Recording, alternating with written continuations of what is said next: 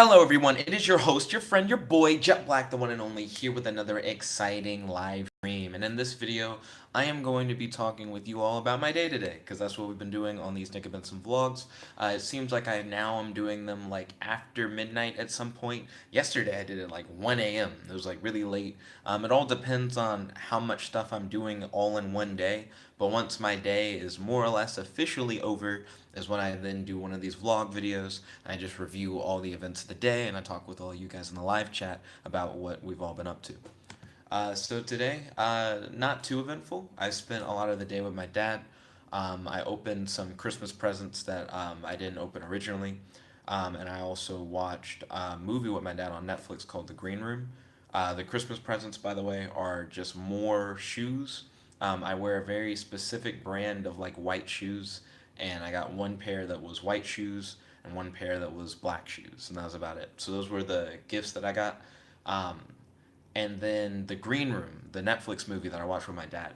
So it was a horror movie, and the way that we actually selected The Green Room was through Netflix Roulette. Netflix Roulette. So if you guys aren't familiar with Netflix Roulette, your boy Davy Jones, aka Dozer, has a show called Netflix Roulette where he goes to a website that randomly selects something on Netflix for you to watch. So what we did is we selected movies, horror, and then we told it to only pick really good horror movies, and we got The Green Room. So we were interested in seeing if it'll live up to the hype that Netflix Roulette put for it, and yeah, it does.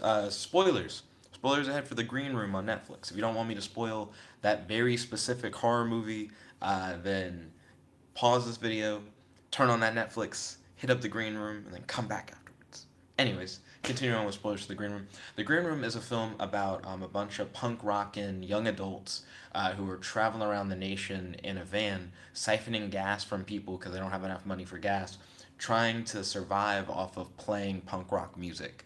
So they're hoping that they get enough money from gigs to keep living and to go to the next gig. They're living on a gig by gig basis playing punk rock music. So the band ends up getting gypped on a gig that they thought was going to be a lot bigger than what it actually was, and they end up making like $6 like after the fact. So it really screws them over. They feel like their tour is over and that they have to drive all the way back to Washington D.C. because they can no longer survive off of just doing their tour. But the guy who screwed them over on the gig goes, "Hold up, hold up, hold up! I actually have an alternative gig for you guys through my cousin, but you got to travel down toward like Portland or whatever. So if you guys want another gig, I got another gig for you." So they're essentially like, we don't have really another option. It's either do this next gig or the tour's over. So we're going to do this next gig and hope that we make enough money in order to keep going. So they go to this next gig, and it turns out that this next gig is in like a weird neo-Nazi place where they play punk rock music all day. And one of the guys in the band is Jewish, and he like does not feel comfortable. None of them feel comfortable, but I understand the idea of feeling less comfortable. So to make matters worse, they decide when they realize that they're playing in a neo-Nazi place to play an anti-neo-Nazi song as the first song of their set. So they play that, and as they're rocking out to it, they like have an audience of people booing them and like throwing beer bottles and food and stuff like that, and they just dodge out of the way and they keep playing. So once they finish playing the anti-neo-Nazi song, they then go, "That was a cover. Like that was like not our song. We played like somebody else's song." And then they play their normal set of music. And the normal set goes really well. Everybody seems to really dig the band and like how things are going. And in the end, it seems like they're like about to get paid, for the gig, and that everything's good. But one of the girls on the punk rock band realizes that she left her phone charging in the dressing room. So she goes into the dressing room and she finds a dead body and a group of people around the dead body. So she freaks out. She tries to like, oh, wait. I just realized it. The girl left the phone, but the guy who goes to get the phone is not the girl. It's the guy who's Jewish and was really uncomfortable. He tries to get the phone really quickly so they can like dip, but he ends up witnessing them around the dead body. There's like a knife stabbed in like the dead body's head. It's a girl, And your homeboy freaks out. He grabs the phone, he grabs the charger, he starts dialing in 911. Everybody's freaking out, and the band gets shoved into the dressing room with the door locked. There's a guard with a gun, and he's like holding them captive. So, a big portion of the green room is them stuck in the room with this guy and them trying to figure out what they should do. 911 was already called and was contacted, but then it was hung up on them to where they weren't able to like finish the call. So all 911 knows is that there was like a stabbing or whatever. And they're like, we need the police. Once the police show up, I think we'll be good, because I can actually like leave. But they're like, until the police show up, I don't feel safe actually like leaving this room. It's like a big part of the movie. They end up rushing the gunman at one point and getting the gun away from him. Um, and he was like the only one that was watching over them in that room. So once they like get the gun away from the gunman, it seems like they have a little bit more control, but not really, because they have like a whole club of neo-Nazis that pretty much want to kill them on the other side of this locked door. And they like push like a bunch of stuff in front of the door to keep them from getting in. So the owner of the club shows up, and they're like, "Hey, we want the police. Have you guys like gotten the police here?" And they're like, "Nah, the police have like come and gone. The only reason why we didn't want the police here is because that firearm in there is not registered. You know, couldn't have the police here with an unregistered firearm or whatever." And the punk rock band is like, "That's bullshit. You know, these guys are gonna try to kill us. This isn't right." But they end up coming to an agreement. It's like, if you give us the gun, um, we'll give you a cell phone. That was the trade that they were gonna do, and I was like, that's stupid. It seems like you'd open that door to give him the gun and you just die. And then they said, okay, okay, we accept, but we're not gonna give you the bullets. They're like, we're gonna keep the bullets, but you get the gun. And they were like, whatever. And I was also thinking, yeah, whatever. Because if you give them the gun, you're defenseless. And then they just swarm you with neo Nazis and you die. So I know giving them the gun means nothing. It means absolutely nothing for you to get a phone, because you won't get a phone. You'll just die. So, so they move the couch out of the way. By the way, I forgot to mention, alongside the punk rock band, there's a girl in there who is friends with the dead girl. So she was also being held in the dressing room against her will with the gunman before they wrestled the gun away from the gunman. So they move the couch out of the way, and the girl who isn't a member of the band gets on the ground and she looks through a vent that's in the door. And the guy who's Jewish, I don't know people's names in this movie. I don't know any of the main characters' names. The guy who was Jewish, that's not the main thing I remember about him, is that he was Jewish. He tells the owner to like step back. And when he tells him to step back, the girl can see through the vent that the owner has stepped away from the door. And then he's like, okay, so I'm going to like give you the gun. I'm going to open the door. I'm going to give you the gun. And the owner starts walking closer to the door. And he's like, can I approach the door? And then he goes, no, no, you can't approach it. Go away. But as he's saying that, he opens the door. He's reaching through to hand out the gun. And the girl who's on the floor looking through the vent looks to the side, and she sees that there are like two or three more guys outside of the door. And she goes, it's a trap. Don't open the door. Don't open the door. And and he opens the door, and you just hear him screaming. You just hear him screaming like a shit ton. So they wrestle to like try and like get him like free, like get his arm free. And when they close the door, he's no longer holding the gun. He has gashes all throughout his arm, and his hand is like barely attached to his arm anymore. They like fucked him up. So so they no longer have a gun, and he's like brutally maimed and bleeding. And it's like, whew, okay, now things are serious. So they've re-barricaded the door. Luckily, they didn't get rushed, and Homeboy's arm got messed up, but they didn't just all die. But one of the girls who's in the band starts getting suspicious. She's like, they're not shooting us for some reason they're not like going for like the kill, but they do mean to kill us. But if they wanted to, they could have like riddled this room with bullets and we would have all died. So for whatever reason, they're not using guns to try and like take us out. And they rationalize that it must be because people know that they went there to like perform a show, and that people at the show like recorded them and stuff like that. So if they were to like suddenly go missing, that the establishment would go under investigation. So they're trying to kill us in such a way to where there's like no suspicion toward like the establishment, and that they need our bodies to be found. Like they want us dead, but they want it to look like they didn't kill us, and they want it to be with us being somewhere else.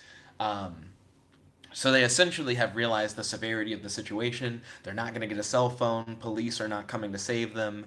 They are just kind of screwed. So it becomes like a weird survival movie thing. Also, I need to. Oh, I already have the live dashboard up. It's just no one's really on yet. I think people expected me to do this live stream like an hour from now rather than doing it like right after midnight. But I didn't have much else to go over. There is more to go over than just the Green Room movie. But the Green Room movie I wanted to go over because it was good. So I wanted to share the experience with you guys. So with the Green Room movie, um, they start having to like make a plan to figure out what they're gonna do now that they know that they're kind of fucked. By the way, the gunman, they wrestled the gun from him. They had him in a chair. They had him empty his pockets. He had a box cutter in his pocket or whatever. Um, the girl who's not a member of the band ends up killing the gunman at one point. And when she does it, she doesn't ask anybody else's opinion or like get permission or something. She just kind of murders him. But he was resisting. They were trying to knock him unconscious, but he wasn't passing out. So she just kind of takes the box cutter and like cuts, just kind of guts him, just right then. It's rather graphic, and she does it like a zipper. It just happens too cleanly. I was like, is that how that works? That's gross. But they killed him, and they have a box cutter, but that's like all they have. And they have bullets for a gun, but they don't have a gun. Um, at one point, they realize that there's like light coming out of the floor, and they're just like, oh, there must be like something below us. So they use a whole bunch of shit in the room to like break through the floor, and what they find under the floor is like a heroin lab. And there's a trap door that's metal, but it's locked on the other side, so they can't get through the trap door. So they eventually decide that it's like a now or never kind of thing. We're gonna try and break out of this room, just do like a hard rush and bail. So they go into like the heroin lab, and they unscrew one of those long light bulb things, and they crack the light bulb. They bust it, and there's like a powder that comes out. When that powder came out, I was like, no, no, you shouldn't break those in like an enclosed space. There's like a chemical in there that's like not good for you. Like I was like, why'd they do that? That just didn't make any sense to me. But they break that, and then when they remove all the barricade shit, everybody's really scared. They open the door, and they like hurl the light bulb out. They're thinking they're gonna be like a bunch of neo Nazis on the other side, and they're just gonna get hit by the light bulb, and it's gonna break, and they're gonna get hurt. That's not what happens at all. That's not what happens one bit. They throw the light bulb, and it just bursts against a wall because no one's there. The building is empty. So they're now like stalking their way through the building, and they don't know if someone's going to show up at like around the corner and just kill them or anything. It's really tense. And the girl of the band is like, what if we all split up? And I'm like, that's just a horrible idea. Can she not give ideas? Why would you split up? That doesn't seem good. So they're all wandering through, and they eventually make it to the main room where they were performing before. And when they make it to like the main room where they were performing before, an attack dog comes in and just straight murders one of the guys. And that's when they split up. They're like, oh shit, a dog? Because they didn't see that coming. So they're all running away, trying not to get killed by the dog. And multiple band members find different exits, but all the exits that they find have just a neo Nazi on the other side who just murders them. So the only people who are left alive are people who like don't leave the building. So they go back in the room, they rebarricade it, and they kind of realize that they're fucked. They don't really know what to do at that point because that was their plan, but it was a shitty plan. So the way it ends up going is the owner of the club had told all the guys like no guns. We're trying to make it like clean. They want to make it look like they were in a car accident, and it's fine if they're like lacerated and shit, but you shouldn't like hit them with like bullets. But after they get away, he's like, well, maybe you can shoot them a little bit. But if you shoot them, you're going to have to dig the bullets out yourself. So try and make sure that if you shoot someone, you shoot like around the same area so you can dig multiple bullets out at the same time. It's really dark. But the guy, he sends in like two dudes. Like instead of sending in everybody and you just have everybody go in and kill him, they send in like two guys. The two guys end up making it into the room. By the way, there's only like two people left alive at this point. Um, no, that's not true. There are more than two people left alive at this point. There are probably like three or four. I'd say three or four people still alive. But maybe three. There's the Jewish guy. There's the female member of the band. There's the girl who's not a member of the band. So three. I think there are only three alive right now inside the room. So they're all barricaded inside the room. Two neo-Nazi guys get in the room, but one of them is immediately distracted. He like sees the dead body, like the girl that had like the knife in her head, and you can tell that they had a thing going. And her friend is like, "Yo." So the person who did that is actually one of the neo Nazis. He killed her, and he killed her because she was planning to run away from this life to like leave all of this, but she wasn't going to leave this life with you. And he has this moment where he tells the other neo-Nazi guy, he's like, go outside. He's like, leave. And then he goes, I'm going to help you guys get out of here. I know how to get out of here. So he's like switched sides, so they suddenly have an ally. He has a pistol with him that has like bullets in it. So they now have a gun with bullets, more bullets, and a box cutter. So they head from the room where they were barricaded in to a bar that's built inside of the establishment. And he's like, in this bar, we have like shotgun shells, and he hands the shotgun shells to the Jewish guy. And he's like, and we have this shotgun. And as he pulls up the shotgun, half of his face gets shot off and he dies. So there are like more people inside the building and they're like trying to kill them. So there ends up being like a fight where they like try and run out and escape. They run out and it seems like they're safe, but as soon as they get outside, they're just a bunch of neo Nazis outside and they just open fire on them. The girl member of the band had the shotgun and she tries to like fight them off with the shotgun or whatever, but she ends up getting attacked by a dog and she dies. So the Jewish guy and the girl both run back inside and they freak out for a bit. But the Jewish guy tells a story, and his story was kind of interesting. He talked about how when he first did paintball, it was like him and a bunch of like regular people versus like a bunch of military people who have like in the field experience in war playing paintball.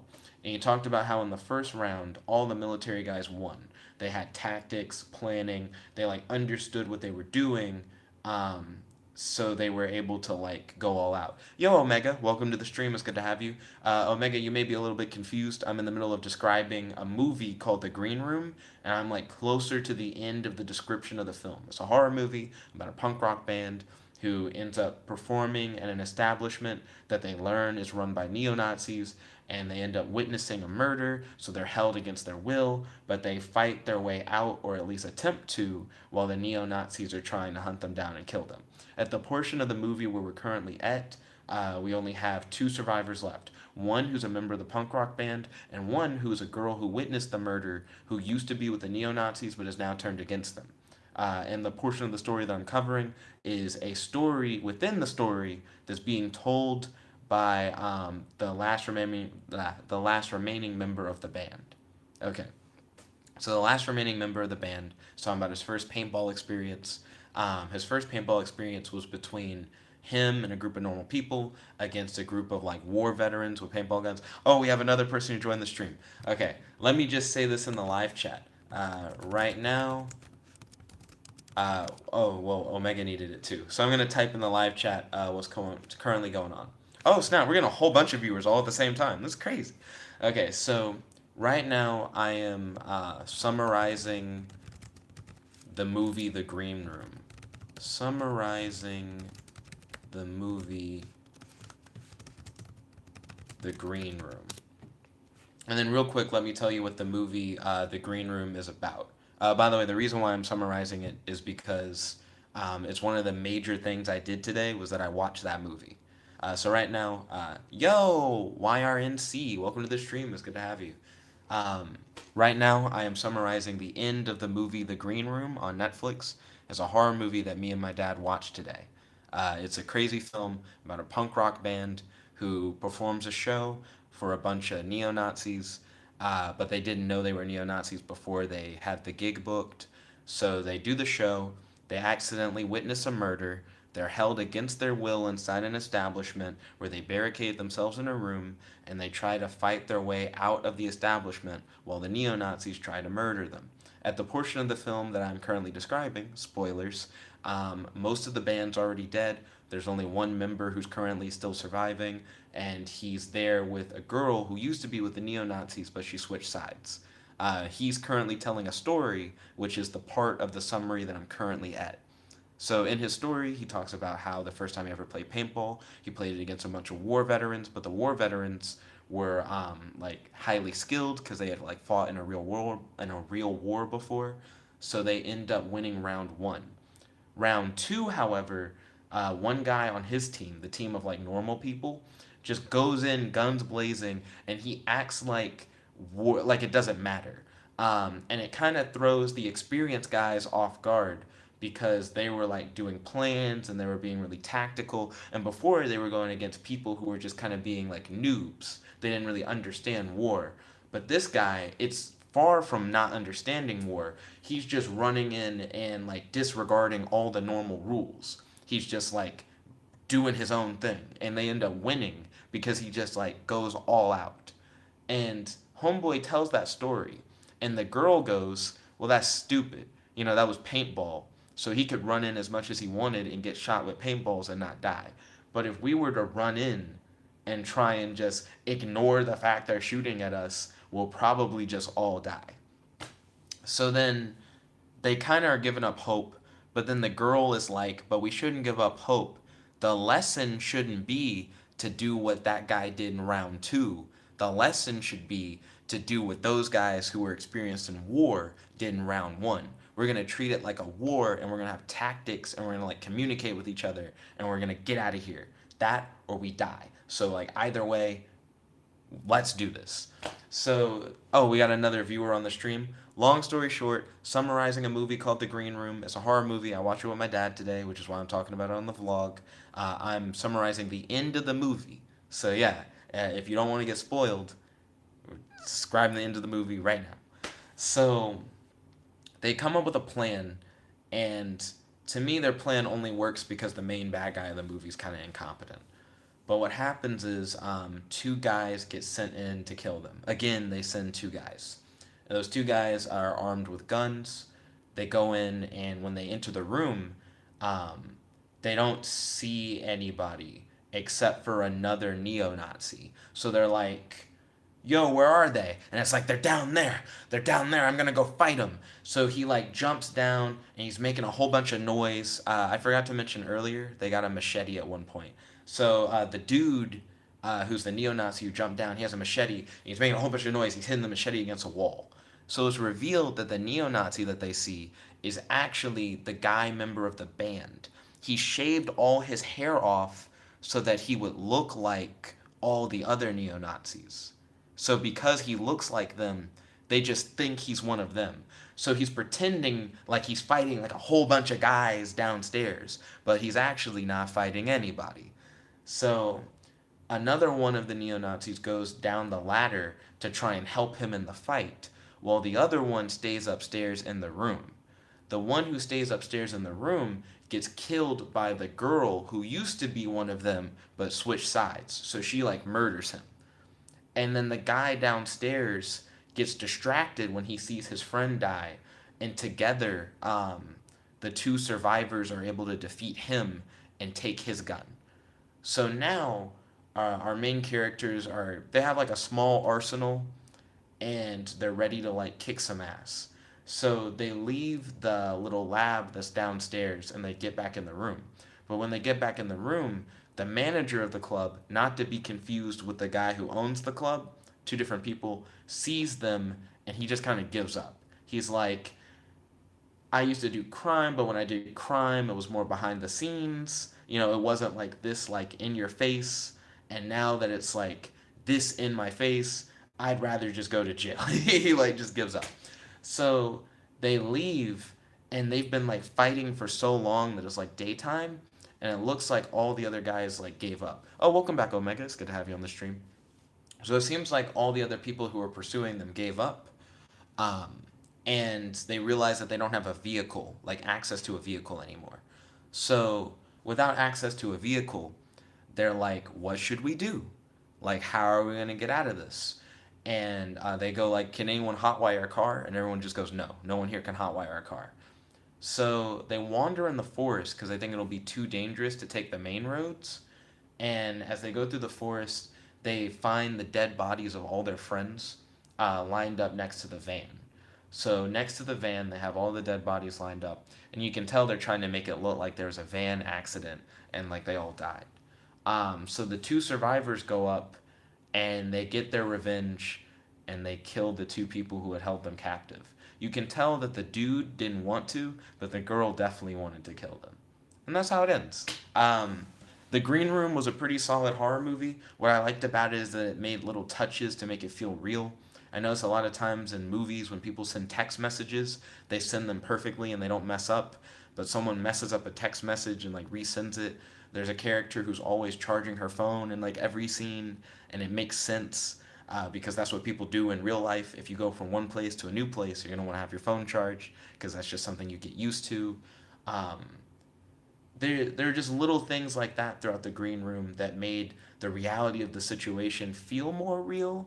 Um, I just don't like the villain in the Green Room. The guy who owns the club, you think would just make smarter decisions when it came to killing the main characters, but he doesn't, so he fails and he dies. So that's the Green Room. Sorry that I took like 30 minutes to describe the Green Room. I know you guys came here for the vlog, so without further ado, let's get back to like the normal vlog stuff. What else did I do today other than watch the Green Room? So like I said, I hung out with my dad. I got some new shoes. I got a pair of white shoes and a pair of black shoes. They're the same kind of shoes that I always wear, except one of them's black. I've never had black shoes of that pair. I don't have them with me, but I can show you my most recent pair. These are dirty, but I have new ones. Just think of this, but clean, and then think of another pair of this, but clean and black. I got those for Christmas. So I hung out with my dad today. We watched the Green Room. Then after I hung out with my dad, I came back here. I thought about my wife for a little bit, so I made some digital art. I know I did that yesterday as well, and I made another slideshow video that I posted on the channel. So if you want to check that out, that video is called Art for Maddie, December 30th, 2018, if you want to check that out. I did an Injustice 2 stream. If you guys haven't checked that out, I did that earlier tonight, where I played Injustice 2 and talked with you guys in the live chat. Fun as always. And then I was going to study for a bit, but I ended up talking with Maddie via Facebook Messenger. So the big thing about the me and Maddie CW drama, because that's how I compare my relationship situations. It feels like a weirdly written TV show. So Maddie seems really down about the idea of us like being together and trying to make it work, and instead of being married we'd be engaged kind of thing and pushing forward. But one thing that's really big is that for my scholarship, I have to work for the government, and by working for the government I could end up working anywhere in the country. So it's highly likely that I could end up having to move and not work here. And Maddie actually seemed pretty okay with the idea of also moving. Just wherever I end up getting moved from my job, she would just move with me. The thing that came up that was like the deal breaker, record scratch kind of moment is she's not graduating this semester. So I'm gonna graduate this semester, but she still has like more school to go. So the question would be, if she is she really down to like go and like travel wherever I have to go for work, which is a lot to ask out of anybody, or is she going to like stay and like finish her education, or is she going to try to like transfer credits and like go to a university wherever we end up going, and then is she going to be able to balance that and like a new life in a new place far away from family? It's just a lot to take on. So yesterday she seemed more or less unsure. It wasn't like a confirmed yes or no on how she felt about it. But today, she's like, the more I think about it, the more I just couldn't see myself separating myself from my family and then moving on to, do all that. She has a lot of obligations here and she would prefer not to have to move. To which then I replied, so what does that mean for us? And then it's just like crickets. So that's on a cliffhanger. I don't really know where that's going, but right now it seems like it's not going to us being like a relationship. I wrote a rap about how I felt on it. It's a Rap Central video called Cold on Floor. Feel free to check out Cold on Floor if you're interested in hearing my feelings in rap form about the situation. So, sorry I took so much time to talk about the Green Room thing. Green Room's pretty cool. Netflix movie. I liked it enough to summarize the whole film. So I mean, I feel like if any of that sounded interesting, feel free to check out Green Room on Netflix. And feel free to try using Netflix Roulette to find like a good movie, because that was a pretty solid film for like a Netflix Roulette film. But anyways, just a quick recap. Not of Green Room. Um, Hung out with Dad, got new shoes, watched The Green Room on Netflix, head back home, make art for Maddie, do a Injustice 2 live stream, talk with Maddie on Facebook Messenger. Maddie's like, I don't think I'd be able to like move with you after graduation. I write a song about how I feel about it. I do this live stream. So that's the vlog. Sorry I spent so much time talking about the green room. I feel like that was definitely confusing for people who jumped in, which is why I feel like the viewership went down so low. Uh, I also do that when I do talk about Adventures of Superboy. I thought this episode I was going to talk a lot about that, but I honestly haven't seen a lot of season 3 yet. And I do have a few things about season 2 that I'd be interested in talking about, but this video is already like 33 minutes in, so I'll probably save Adventures for Superboy stuff for another video. Thank you all for watching. If you like this video, make sure to smash that like button, favorite, comment, subscribe, and ding ding ding, ring that notification bell to be notified whenever we do these live streams. This is your host, your friend, your boy, Jet Black, the one and only, logging out. Peace, and stay tuned, because I am going to do a Reddit live stream after this. Peace.